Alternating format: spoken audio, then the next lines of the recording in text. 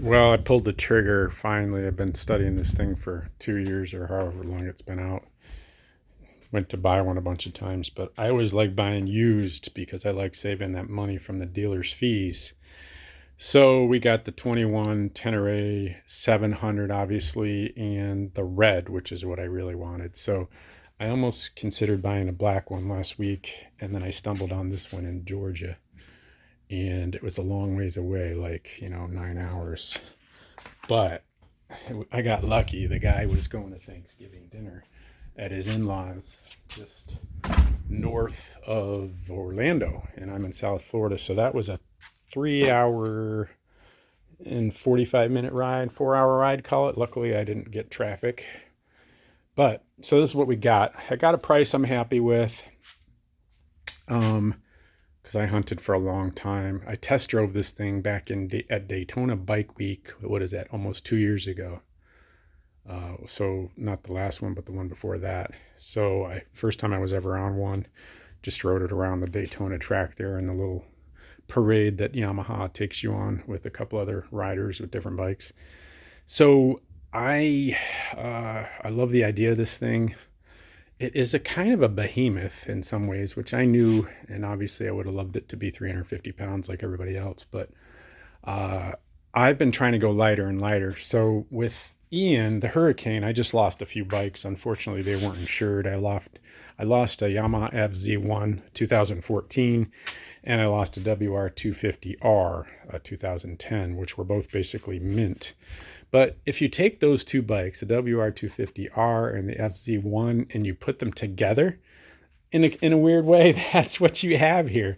Because you have an enduro with kind of an FZ1 feel, a more of an upright, 1000cc bike.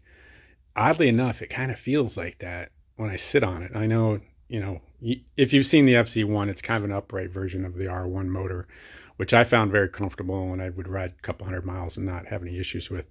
So I'm looking forward to this thing because I am more into dirt these days. The last 5 years I've been riding YZ250 on the motocross tracks and trails, and then YZ450 on the motocross track. I don't really like trail riding that. It's too aggressive. And then I got into the electric motion over there. If you can see it in the distance, my garage is a mess because of the flood. If you guys haven't seen my other videos, I got almost 4 feet of water down here. So all my bikes got flooded, all 9 of them, and only 3 of them were partially flooded. So this is the first bike that I have that did not get wet. So I just got it a couple days ago. And I do love this red. It reminds me of my childhood. I had a little Schwinn Schwinn bicycle that had this kind of really nice red. So I had to get that. He stuck these sticker things on it, which are fine with me. I don't really care. He gave me a quad lock. I just got to get something for my phone. I guess he said he was really a nice guy. He said he dropped it the first day he bought it on the trailer and scuffed that. No big deal. The thing is ridiculously low miles. When I made the deal with him, it had 995 miles on it, and then he offered to drive it. He couldn't get a hold of a trailer and a trailer hitch at the time, so he offered to drive it down to Deltona, Florida. So I took him up on that, and so he put a few extra miles on it. No big deal. It was the way to go at the time. But anyway, I will give you guys some updates as to how this thing is over time. I can't wait to ride it. I got to get a plate and stuff. But he added this Acerbis frame guard thing and all these little kind of doohickeys, I think. I don't think these were stock. And I like these bars because the thing's heavy, as you know, and because it has longer legs, those longer legs give you a lot of leverage against lifting this up when you drop it, which I know they're heavy, 452 pounds or something. I guess he put this chain guard on, and he put these pivot pegs on, which I've never really had before. You can see they pivot as you ride, with you go up and down with the bumps. I don't know if I'll like that or not. I kind of like being able to control my ankles more than having my pegs play around with me. But it's got this nice, like I said, these handles in this rack. What are the bigger things he put on it? Oh, obviously the protection. He liked the look of these for the uppers, these RG Adventures, and then for the lowers, he went with these Tour Techs, which I like the idea of combining things if they work better. So I think they look good. He put these extra lights on there, which actually work quite well, or mounted quite well. Let me see what brand they are. I don't know if they're anything special. I think that's upside down if you can read it. Anyway, and then he put some extra skid plate stuff on it. I'm not sure what's stock, what's not. I believe the plastic piece is the Acerbis or Acerbis. I don't know. I never say it right. And then this little kickstand footprint thing for standing up in soft ground, I guess.